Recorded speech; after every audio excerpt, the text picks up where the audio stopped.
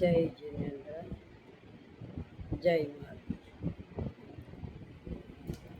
અત્યારે એક પ્રસંગ તમને બતાવું છું. સ્કૂલ અને કોલેજના એડમિશન માટે લોકો આટલા ડોનેશનો દઈ દોડીને મા બાપો મહેનત કરે છે દિવસ રાત. તેની અંદર પૈસા દેતા છતાં પણ એડમિશન ન મળે તો શું કહેવાય? ત્યારે એક પ્રયોગ મેં આજથી લગભગ 30-32 વર્ષ પહેલાં પ્રયોગ કર્યો હતો. અને એ પ્રયોગ જે બેને સાંભળ્યો હતો એને આ વખતે પોતે પ્રયોગ કર્યો. ત્યારે તે બહુ નાની હશે બે. હવે એના છોકરાનું એડમિશન જ્યાં એને લેવું છે, એને ખબર છે કે હું આટલી મહેનત કરી પણ છોકરાને એડમિશન મળ્યું. પણ એ છોકરી સૌથી પહેલાં એક સ્ટુડન્ટને ફી આપવાનું કવર મને આપી કે બેન, મારે મારા છોકરાનું એડમિશન લેવું છે, તો આ ફી તમારા કોઈ પણ મિડલ ક્લાસના સ્ટુડન્ટને મારા વતી આ ફી આપી દેજો. કારણ કે આ તમે જે પ્રયોગ કર્યો તો એ પ્રયોગ આ વખતે હું કરવા માગું છું અને મારા છોકરાને જ્યાં જોઈએ છે ત્યાં મને એડમિશન મળી જાય. એ બેનને એડમિશનનું ફોર્મ ભર્યું પણ એનો નંબર ન આવ્યો. પહેલી વારમાં ન આવ્યો, બીજી વારમાં ન આવ્યો, ત્રીજી વારમાં ન આવ્યો. મને કે બેન, 3 વાર સુધી મહેનત કરી પણ નંબર લાગ્યો નથી. તારામાં હિંમત હોય, કસોટી તો થશે, પણ ધીરજ રાખ અને રોજ કોન્ટેક્ટ સ્કૂલનો ચાલુ રાખ. તને 100% થઈ જશે. તે કોકને મદદ કરે તો તને ઉપરવાળો મદદ 100% કરશે. એ છોકરીએ ખરેખર મહેનત કરી અને 2.5-3 મહિને પણ એને એડમિશન મળી ગયું. ખુશ થઈને આવી દોડતી બેન, મને એડમિશન મળી ગયું. પણ ધીરજ બહુ રાખવી પડી અને મેં એડવાન્સમાં બીજે ઠેકાણે પર એડમિશન મળતું હતું, ત્યાં લઈ લીધું હતું. અહીંયાથી જેટલા પૈસા પાછા આવે એટલા સાચા. આ એડમિશનનું મહત્ત્વ નથી. મહત્ત્વ એ છે તમને શું જોઈએ છે.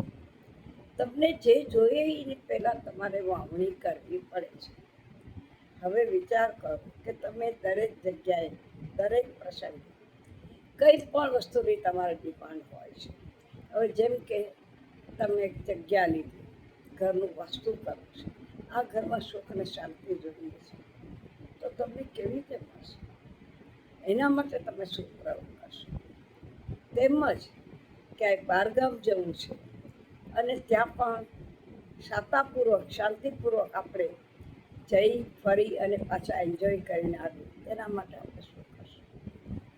આ સાથે સાથે કોઈ પણ વસ્તુ મેળવવી હોય તો એના માટે પહેલાં આપતા શીખો. હવે બહારગામની મુસાફરી મને તમને બહુ જ ગમે છે. ફોરેન જ બધાને ફરવું છે. જો તમે ફોરેન ફરો છો તો એકાદ તમારા ઘરના વડીલોને, તમારી આસપાસમાં રહેતા પાત્રોને, કોકને એકાદ જણને જાત્રા કરાવી દો. એક જાત્રાની ટિકિટ તમે એને આપો, તમારા દરવાજા ખુલી જશે અને ઓટોમેટિક તમે દરેક જગ્યાએ જવા માગો છો ત્યાં તમે જઈ શકશો. બીજું, જગ્યામાં અમને સારામાં સારી જોઈએ છે, સારા એરિયામાં જોઈએ છે અને વ્યવસ્થિત જોઈએ છે. જ્યારે તમારે એટલી પહોંચ છે ત્યારે તમે આ જગ્યા લઈ શકશો. ત્યારે તમારે વિચાર કરવો કે મારે કોકને જગ્યા માટે હેલ્પ કરવી જરૂરી છે. આપણે જગ્યા તો આપી શકતા નથી, પણ એમના ભાડા ઉપર રહેતા લોકોને એકાદ મહિનાનું ભાડું આપણે ચૂકવી દઈએ. આપણને ખબર છે કે આ માણસને ખૂબ જરૂરત છે, તો આપણે ભાડું ચૂકવી દઈએ. હવે વેદની કર્મ ખપાવવા છે, મને એકે દર્દ ન આવવું છે, પણ કર્મ બાંધીને આવે એટલે દર્દ તો આવવાનું તો ખરું જ. પણ સોયનું ભાલાએ જાય, નાનું દર્દ બહુ મોટું થઈને જાય અને મોટું દર્દ હોય નાનું થઈને જાય, આટલો ફરક પડે. તમે કોઈ પણ પેશન્ટને હોસ્પિટલમાં બિલ ભરવામાં હેલ્પ કરો, દવા આપવામાં હેલ્પ કરો. તેમજ જ્યારે જ્યારે જરૂરત પડે ત્યારે તબિયતની તો કાયમની ડિમાન્ડ છે આપણી, તો જ્યારે સંજોગો હોય ત્યારે થોડા એક પાકીટની અંદર આવી રીતે પર્સમાં પૈસા નાખતા જાઓ. દર મહિને નાખો તો દર મહિને તમને કેટલી બરકત રહે જેની તમને ખબર પડે. પહેલાં ભગવાનને ચરણે તમારો જે ચેક આવે છે એ મૂકો, અને પછી એક બાજુમાં નાનું એવી પેટી છે, પર્સ છે, કંઈ બી રાખો, અને એમાંથી અમુક પૈસા તમે એની અંદર નાખતા રહો. તમે નાખતા રહ્યો, હજી તો તમે આપ્યા નથી ત્યાં જ તમને રાહત મળવા માંડશે. તમારા ખોટા ખર્ચાથી બચી જશો. આજે તમારી લાઈટ બગડી ગઈ છે, આજ તમારો ફ્રીજ બગડી ગયું છે, આજ તમારો ઓવન બગડી ગયું છે, આજ તમારો ગેસ બગડી ગયો. આવા રિપેરિંગના કેટલા ખર્ચા રોજ આપણે કરીએ છીએ. આ બધા ખર્ચાથી પણ તમે બચી શકશો, પણ એના માટે તમારે કંઈક આપવું તો પડશે જ. આજે લોકો મારી સાથે વાત કરે છે, પૂછે છે પ્રશ્ન. 24 તીર્થંકરનું ગ્રુપ ચાલે છે, એની અંદર ઘણા બહેનોએ લાભ લીધો. હવે 24 તીર્થંકરની અંદર લાભ લેવા દરેક બહેનોને કહું છું, તમને ખૂબ ખૂબ ધન્યવાદ આપું. જો 15 મહિના સુધી 11 માળા કરી અને જો ઉર્જા ઉત્પન્ન કરી હોય ને, તો તમે વૈદિક કર્મ ખૂબ સારામાં સારી રીતે ખપાવી શકશો. તો કેવી રીતે? જેમ કે અત્યારે તમારા જ ઘરમાં, તમારા કુટુંબમાં, તમારા પરિવારમાં, તમારા સંતાનોમાં કોઈને પણ જે તકલીફ હોય એ બાળા એના નામ પર તમે કરતા થઈ જાઓ કે હું અત્યારે મારા સંતાનને માથું સખત દુખે છે, હે આદેશો દાદા આપ એમના માથા ઉપર સ્થાન ગ્રહણ કરો અને પીડાથી મુક્ત કરો, અને આધી રાતની માળા કરો. તમારા ઓટોમેટિક કાંઈ પણ કર્યા વગર તમારા વૈદિક કર્મ ખપવા માંડી જશે. કોઈ હોસ્પિટલમાં છે, ખબર પૂછવા જાઓ છો, ત્યારે પણ તમે કેમ છો, શું છે, ડૉક્ટર શું, આવા બધા પ્રશ્નો ન કરવા વધુ ઉચિત રહ્યા છે. હવે ખાલી ત્યાં જઈને પૂછો, ભાઈ તમને શું પીડા છે, ત્યાં બેસો, એની સામે એક હાથ એમના હાથ ઉપર, દર્દ ઉપર મૂકો, પેટ ઉપર હોય, માસ્ટર ઉપર હોય, છાતી ઉપર હોય, અને હાથ દૂરથી રાખશો તો બી ચાલશે, પણ એ ભગવાનનું નામ લઈ એને કહો કે આ સ્થાન પર બેસો, અને ત્યાં મનમાં માળાની જરૂર નથી, આંગળીના વેઢા ઉપર તમે કરી શકો છો, પણ ત્યાં જાઓ ત્યારે સાંભળા ઉપજાવવાનો પ્રયત્ન કરો. એ દર તમારી પાસે ક્યારેય આવશે નહીં.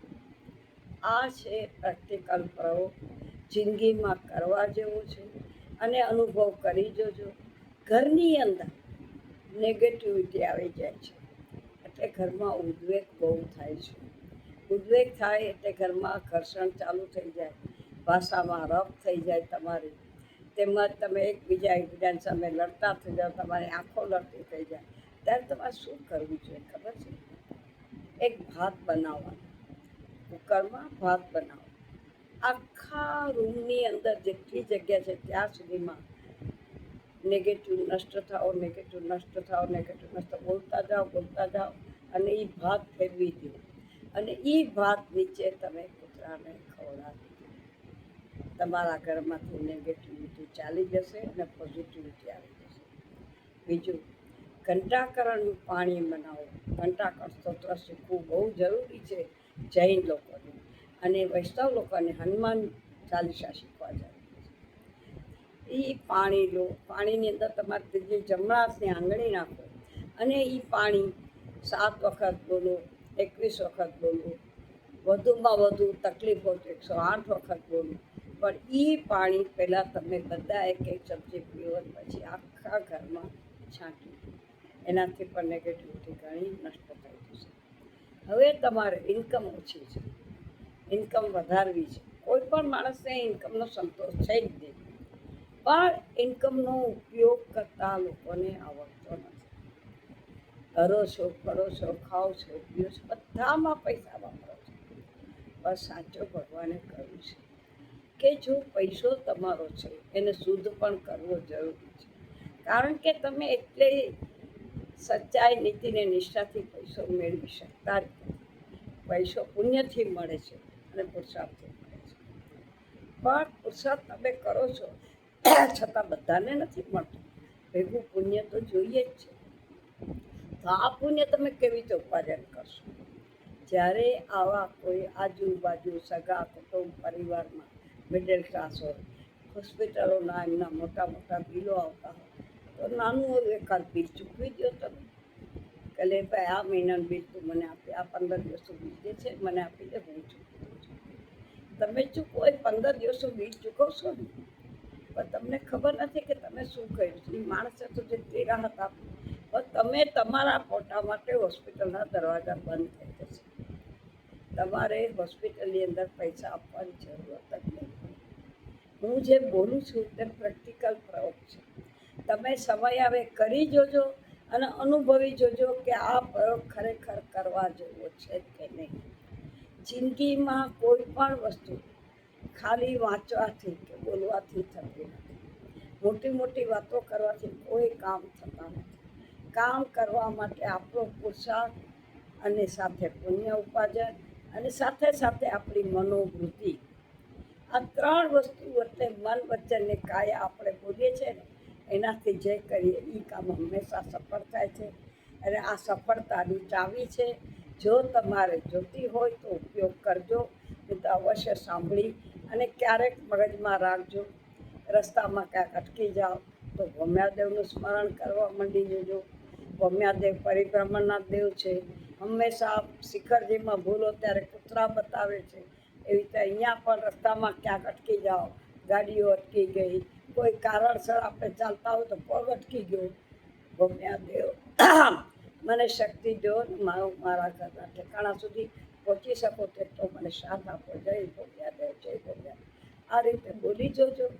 તમને પોતાને ખ્યાલ આવશે કે આ જ પૃથ્વી પર, આ જ કળિયુગની અંદર હજુ પણ સાક્ષાત દેવો પણ છે, ધર્મ પણ છે, શાંતિ પણ છે, પ્રેક્ટિકલ પ્રયોગ પણ છે અને દાનવો પણ છે. પણ આપણે ક્યાં કયો ઉપયોગ કરો એ શીખવું બહુ જરૂરી છે. આ મારો અનુભવ હું તમને આપું છું. જો કરશો તો તમને ફાયદો થશે. તમે કરશો તો મને તો ફાયદો થવાનો જ છે. ન કરો તો મારું નુકસાન નથી કે તમારું નુકસાન તમારે ભોગવવાનું છે. માટે દરેક જગ્યા ઉપર થોડુંક વિવેક દ્રષ્ટિ કેળવો અને સમય આવે, સૌ જરૂરત હોય, ભગવાને તમને આપ્યું છે એનો ઉપયોગ કરો. કે પાછલી જિંદગીમાં તમને હોસ્પિટલની જરૂર ન પડે, કોઈની સેવા લેવાની જરૂર ન પડે અને તમારા માટે કોઈને એવી પ્રાર્થના ન કરવી પડે કે ભગવાન હવે આ છૂટે તો સારું.